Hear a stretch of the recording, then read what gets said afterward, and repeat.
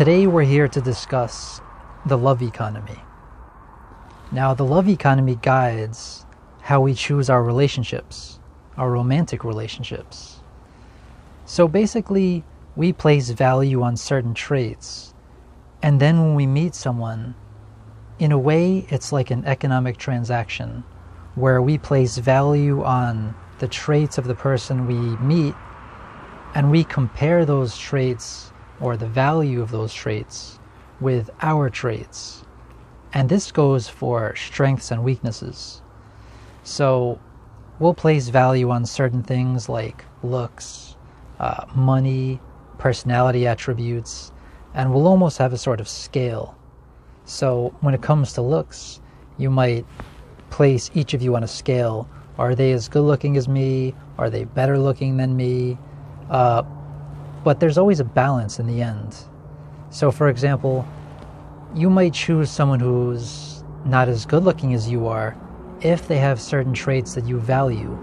And in that way, there's still a balance. So it's always like this. The personality traits they have, the money they have, the looks they have, these sorts of things are the most common ways that people place value. And what I notice a lot of times is that people don't understand why they attract certain people into relationships. But there's always a reason for it. And one of the things when this becomes a problem is sometimes people attract people who are bad, and they attract these people over and over and over, and they assume it's bad luck. And they'll find fault in the other people, and they'll say, oh, how do I always attract these people that are so bad? But the truth is, the people you attract when you get into a romantic relationship, it's almost like a mirror. The people we attract serve almost like a mirror about the work that we need to do on ourselves. So, but it's interesting, because a lot of times, as I said, we attract people based upon positive traits, but also negative traits. So maybe the other person has similar looks, or similar money, or similar personality traits, so it's kind of balanced. But also, we look at flaws when we're doing this balancing act. So let's say, for example, you have some flaw, like you're an impatient person. The other person is going to have flaws too. And it's interesting because people's flaws aren't the same.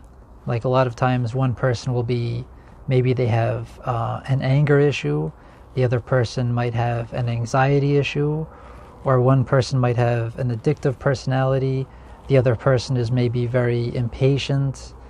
It's always like this. So when we attract people with flaws that we really hate, it's usually because we also have corresponding flaws. Not the same exact flaws necessarily. That's where it gets you. That's where it gets tricky. So they might have a certain flaw which you don't have, so you assume you're better than them. But a lot of times when we have flaws, we're very understanding about our own flaws because we know how hard it is to be us. So we give ourselves the benefit of the doubt. But with the other person, we don't know how hard it is to be them. So when it comes to their flaws, we're not as understanding. And so this is what happens. So when someone keeps on attracting people who they view as extremely flawed, that person needs to look at themselves and ask, what is it that they can work on in themselves to attract a better person?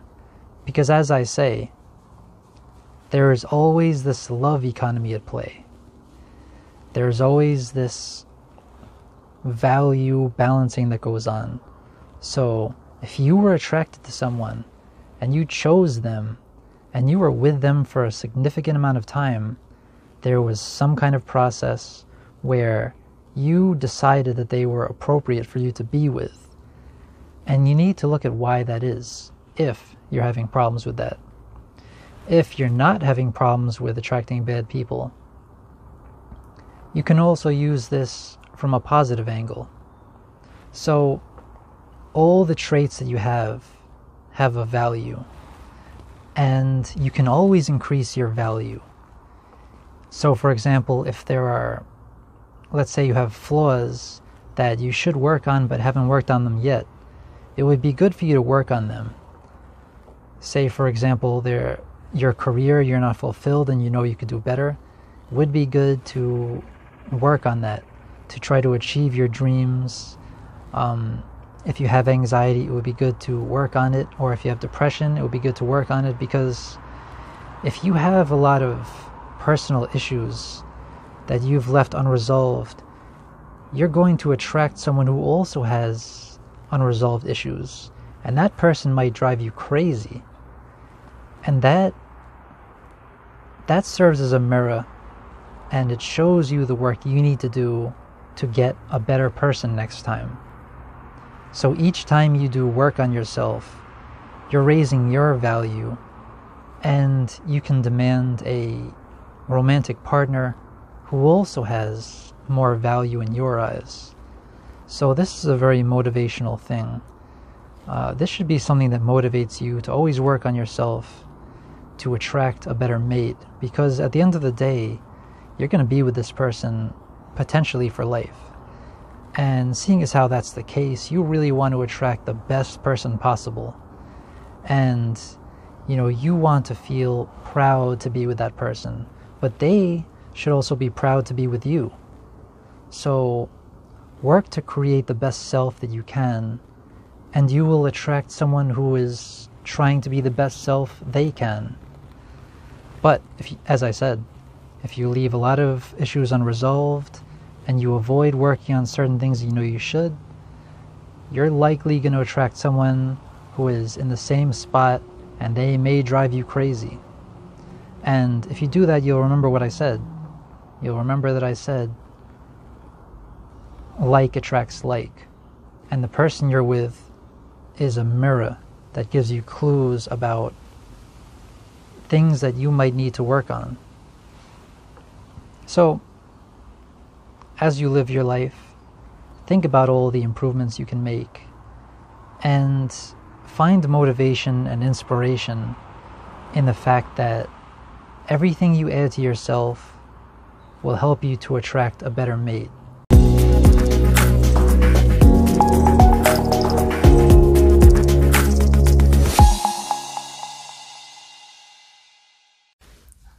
Welcome to Genius Coaching. But what is a genius? It's a person who's really smart, right? True. But there's also an ancient meaning behind the word. It all started in ancient Rome. The Romans believed that everyone was born with a guiding spirit. The purpose of this spirit was to give people their abilities, their talents. So, if you were really smart, it was because you had a genius who endowed you with that ability. Over time, the meaning changed, with abilities like intelligence being thought of as part of your personality. So rather than having a genius, you yourself became a genius. The ancient meaning behind the word genius is the reason why my services are called Genius Coaching. A genius is a guide who empowers you, and it's only right that you should feel empowered. After all, we are all equal as human beings. We all have the same ability to be happy and fulfill our needs. And my purpose is to give you the tools to awaken your abilities. It's so common that we get trapped by negative thinking. We get intimidated. We feel weakened by stress. We become anxious and get depressed. And once you get caught up in that negative thinking, you feel like that's who you are. But it's not who you are. This is why it's so useful to have a coach. Someone who can see you without limitations and guide you into the light of your own inner potential. If you'd like to talk to me, all you need to do is head over to the Genius Coaching Facebook page and say hello. Thank you for watching, and enjoy your day.